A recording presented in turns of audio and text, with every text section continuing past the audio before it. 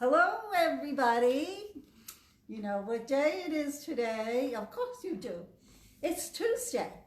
Time for the Carolyn Show, where I come to you live from this newly renovated North Walpole branch of the Walpole Town Library.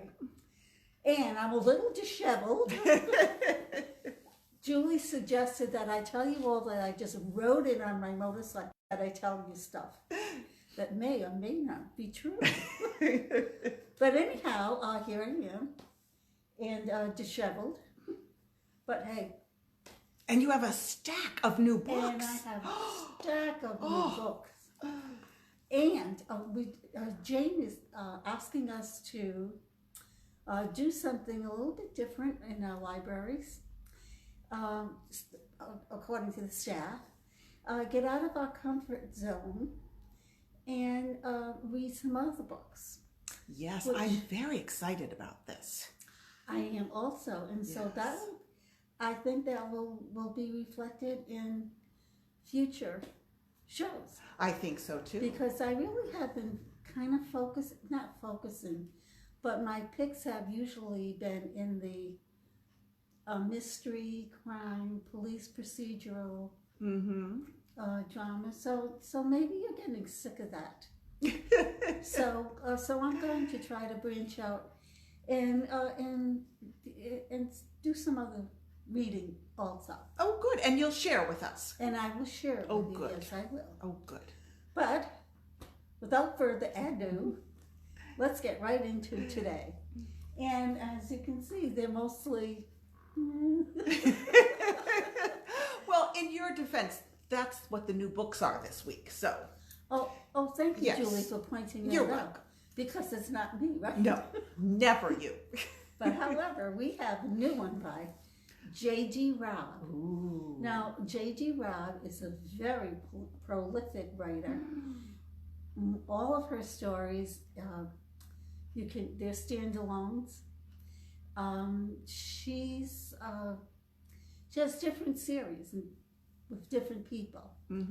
And so it's always interesting to pick up a J.G. Robb book. Now, isn't she also Nora Roberts? Yes, she is also Nora Roberts, which is a little bit different. Yes, two very different books.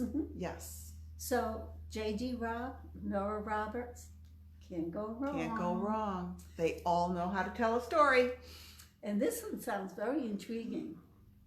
She fell asleep again and woke in the dark, woke freezing this time.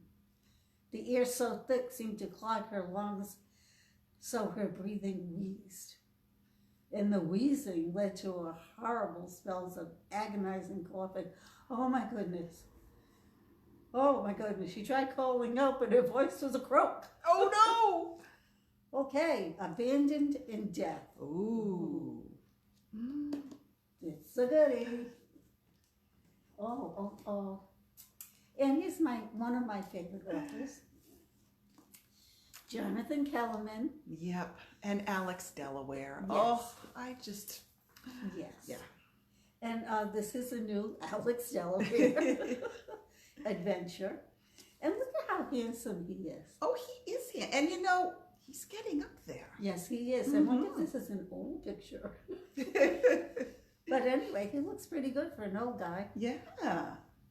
I shouldn't say that because he's probably younger than myself. Oh my goodness. Carolyn, you are only as young as you feel. And in that case, if you're making it to 23, it's amazing. Oh, okay. Oh, you're so good, Julie. Anyway, this is the City of the Dead.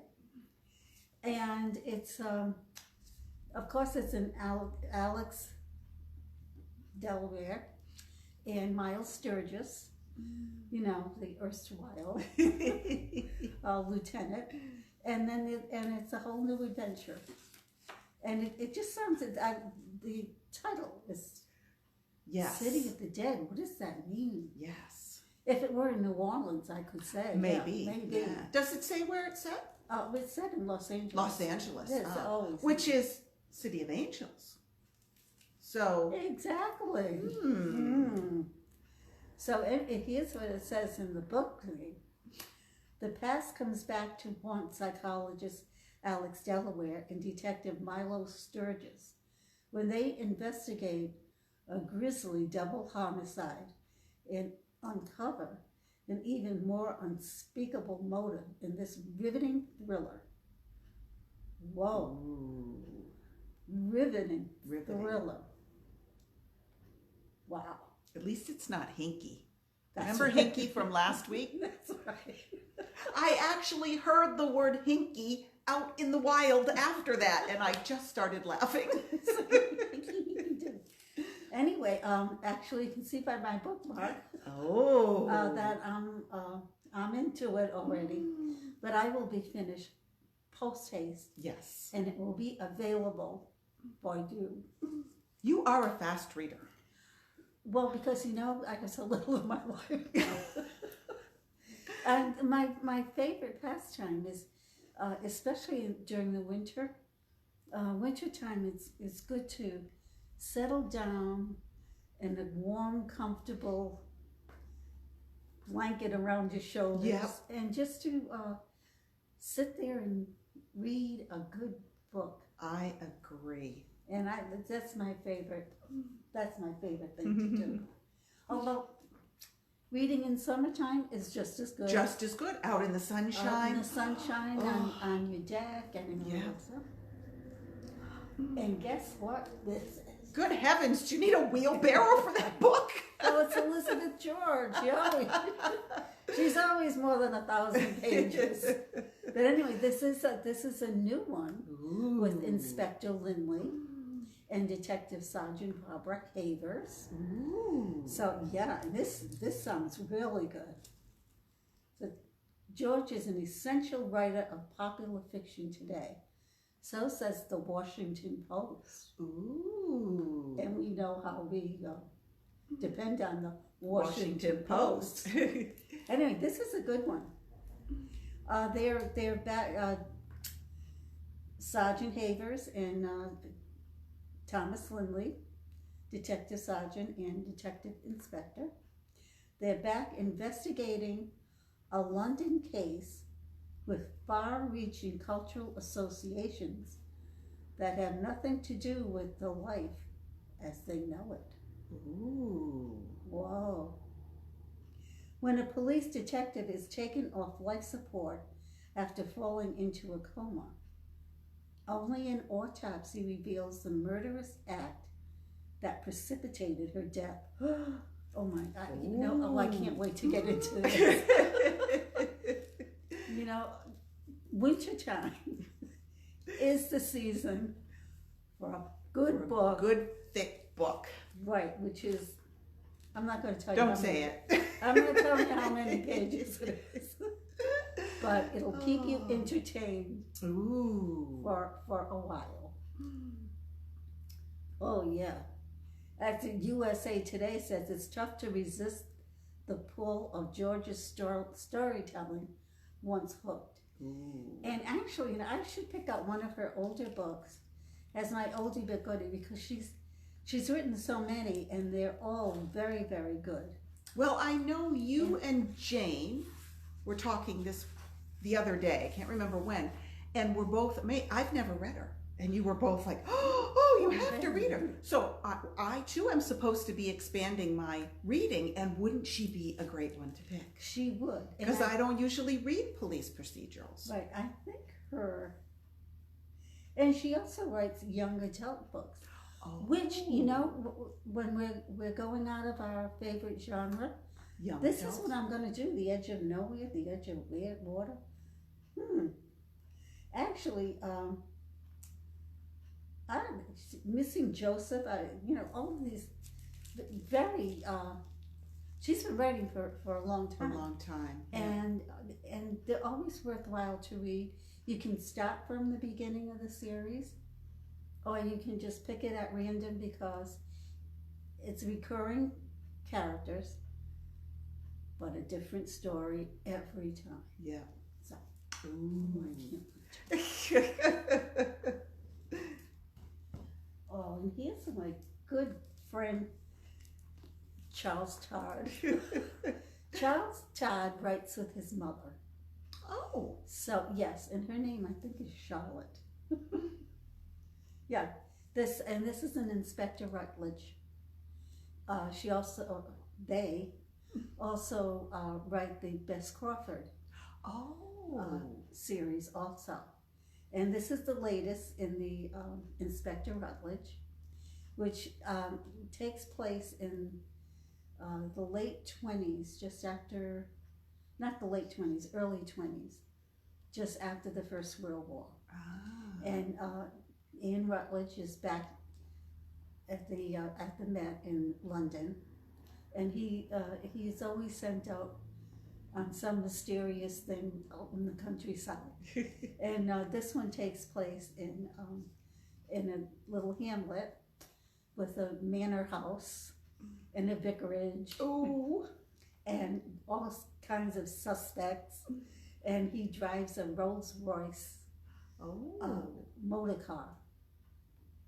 And then there are horses and there are cattle and various degrees of mystery and drama. Ooh. Now, do you have to read them in order? No. No. Okay. No. With the Ian Rutledge series is Ian Rutledge, and his sergeant back at the Met, who's a peripheral character, but very, very pertinent to the stories. But every story is different, and you don't have to read them in order. Oh, good. And good for you and our readers. The Todds are just prolific writers. And so they they have a good wealth of literature to pick from. And so